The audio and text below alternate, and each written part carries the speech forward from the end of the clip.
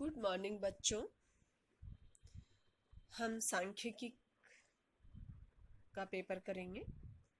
आज मैं इस वीडियो में सबसे पहले आपको ये बताऊंगी कि सांख्यिकी की क्यों आवश्यकता है और इसका क्या महत्व है।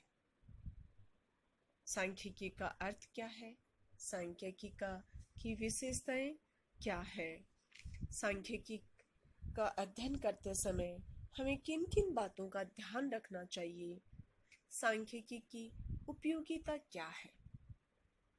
तो सबसे पहले हम चर्चा करते हैं सांख्यिकी की आवश्यकता एवं महत्व।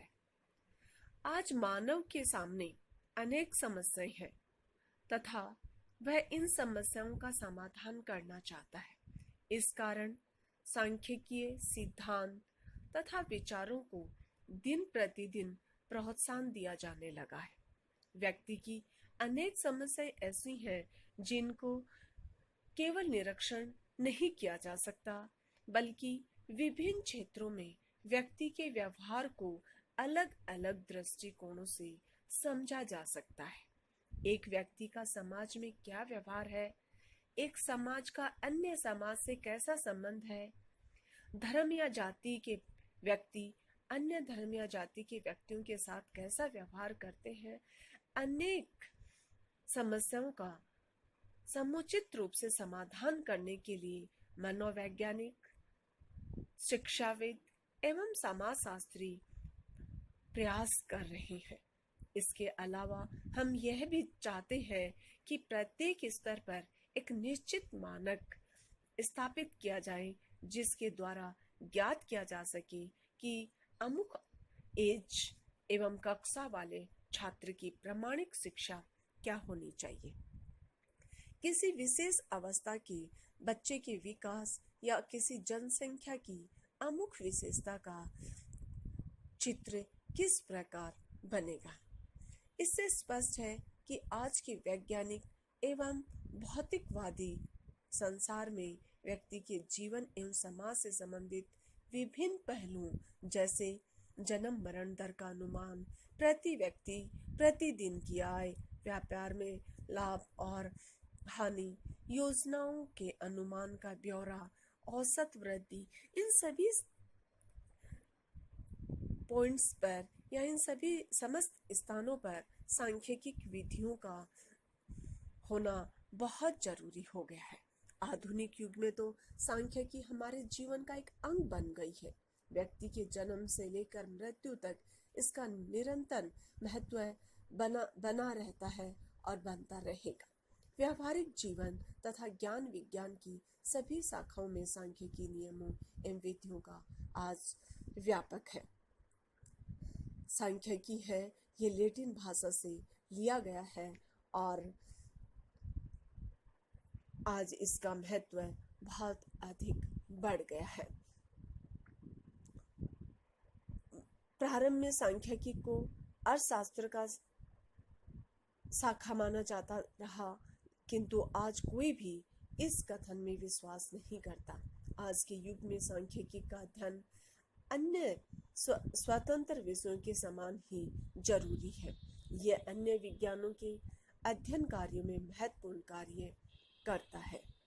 जीवशास्त्री, ज्योतिषी, अर्थशास्त्री, व्यापारी, किसान, समाजशास्त्री, शिक्षा शास्त्री, मनोवैज्ञानिक, अभियांत्रिक अपने अपने क्षेत्र में आंकड़ों को सार्थक बनाने के लिए सांख्यिकी विधियों का उपयोग करते हैं।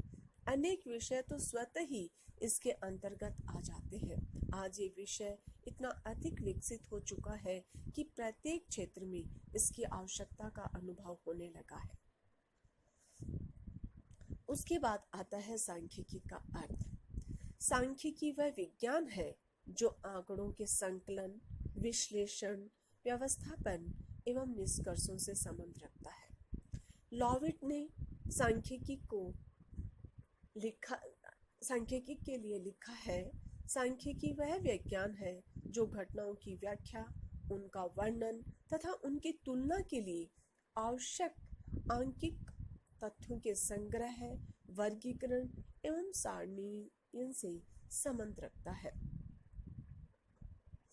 टाटे ने लिखा है, सांख्यिकी अनुसंधान का उपकरण है जिसका संबंध आंकिक तथ्यों के संग्रह एवं व्याख्या की विधियों से है।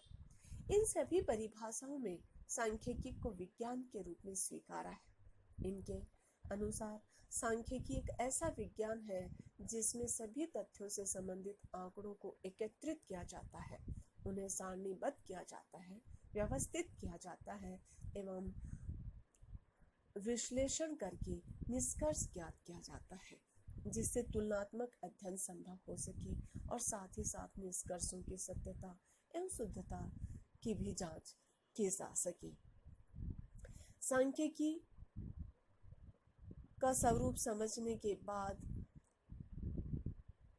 यह सवाल उठता है कि सांख्यिकी विज्ञान है या कला है। यह कहना न्याय संगत होगा कि यह कला है या विज्ञान, दोनों। सांख्यिकी विज्ञान इसलिए है क्योंकि इसकी विधियां अन्य विधियों की भांति मूल रूप से वैज्ञानिक एवं व्यवहारिक है। ये कला इसलिए है क्योंकि प्राप्त निष्कर्षों की सफलता चयन की गई विधियों के प्रयोग, व्यक्ति की क्षमता, योग्यता तथा अनुभव पर आधारित है, इसलिए इसे दोनों ही वर्गों में शामिल किया जाता है। उसके बाद है सांख्यिकी चिंतन। सांख्यिकी एक विधि है तथा अनुसंधान प्रक्रिया के लिए अनिवार्य है। सांख्यिकी चिंतन से हमारा अर्थ यह है कि किसी समस्या के समाधान के लिए सांख्यिकी विधियों में प्रयुक्त होने वाले मॉडल, प्रत्यय, परिकल्पनाएं एवं तार्किक आगमन एवं निगमन का प्रयोग किया जाता है। जब समस्या समाधान के लिए किसी विचार श्रृंखला के निर्माण में सांख्यिकी के इन भागों का प्रयोग किया जाता है, उसी प्रक्रिया को सांख्यिकी चिंतन कहते हैं। सांख्यिकी चिंतन की प्रक्रिया में कई प्रयोगों को काम में लिया गया है। फर्स्ट है आंकिक तथ्यों का प्रयोग, दूसरा है मॉडल का प्रयोग, तीसरा है तर्क का प्रयोग, नेक्स्ट है परिकल्पना का प्रयोग, पांचवा है संभावनापूर्ण होना, नेक्स्ट है संकेतों एवं समीकरण का प्रयोग। पहला है आंकिक तथ्यों का प्रयोग। सांख्यिकी चिंतन में तथ्यों को आंकिक रूप में परिवर्तित किया जाता है क्योंकि सांख्यिकी विधियों के आधार प्राप्त एवं आंकड़े होते हैं। दूसरा आता है मॉडल का प्रयोग। सांख्यिकी चिंतन में कुछ पूर्व मान्यताओं के आधार पर किन्हीं विशेषताओं के वितरण के निश्चित स्वरूप की कल्पना करते हैं।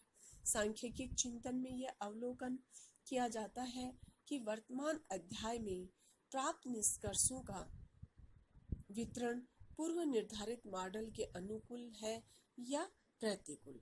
इस मॉडल को नॉर्मल डिस्ट्रीब्यूशन, टी डिस्ट्रीब्यूशन या एफ डिस्ट्रीब्यूशन के नाम से जाना जाता है। नेक्स्ट पॉइंट आता है तर्क का प्रयोग। सांख्यिकी चिंतन तार्किक होता है क्योंकि इसमें निगमनात्मक एवं आगमनात्मक दोनों विधियों का प्रयोग होता है। नेक्स्ट पॉइंट है परिकल्पना का प्रयोग। अपनी अपनी अंतर्दृष्टि एवं पूर्व अनुभव के आधार पर सांख्यिकीय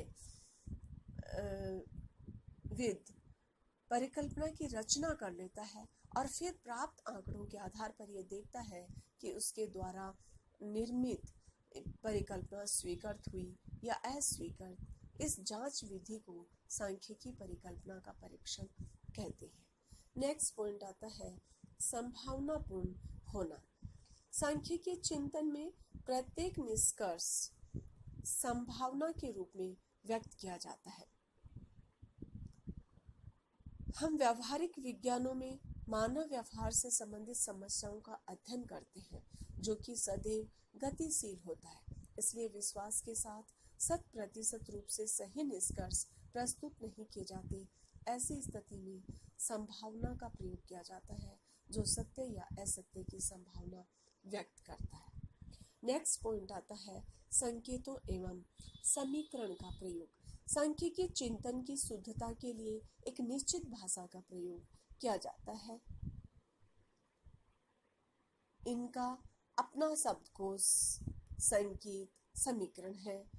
इसका प्रयोग करने वाले को इसकी भाषा, संकेत आदि का पूर्ण ज्ञान होना जरूरी है। उसके बाद है सांख्यिकी के अध्ययन के लिए जरूरी बातें। सबसे पहला पॉइंट आता है सांख्यिकी शब्द भंडार का जानना। किसी नए विषय को जानने से पहले उसके उचित शब्द भंडार को जानना बहुत जरूरी है। उसी प्रकार सांख्यिकी में प्रयुक्त शब्दों, कॉन्सेप्ट, चिन्हों आदि को भली भांति समझना चाहिए। नेक्स्ट आता है आंकड़ों को संगठित करने का ज्ञान होना। सांख्यिकी गणना के अंतर्गत आंकड़ों को संगठित करने की योग्यता बहुत महत्व रखती है। इसके अंतर्गत सूत्रों का प्रयोग तथा उचित व्यवस्था आते हैं। नेक्स्ट पॉइंट आता है निष्कर्षों को सही ढंग से विवेचित करना। सांख्यिकी परिणाम भी उसी समय लाभदायक हो सकते हैं जबकि वे सही प्रकार से विवेचित किए गए हों। गलत विवेचन द्वारा परिणामों को महत्व समाप्त हो जाता है। नेक्स्ट आता है सांख्यिकी तर्क को समझना। सांख्यिकी एक तर्क विधि है, इसलिए सांख्यिकी के विद्यार्थियों को इस तर्क को समझने का पूर्ण प्रयत्न करना चाहिए। नेक्स्ट पॉइंट आता है उपयुक्त प्रयोग का ज्ञान होना। सांख्यिकी के छात्रों को इस बात का उचित ज्ञान होना चाहिए कि किस प्रकार के आंकड़ों को किस विधि के द्वारा सूत्रों में प्रयोग करें, कहाँ कौन सी विधि प्रयोग करनी चाहिए, प्रयोग की गई विधि की क्या क्या सीमाएं हैं।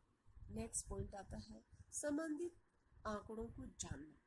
सांख्यिकी का आधार गणित है, इसलिए सांख्यिकी में प्रयुक्त होने वाले गणित के साधारण नियमों का ज्ञान होना बहुत ही आवश्यक है।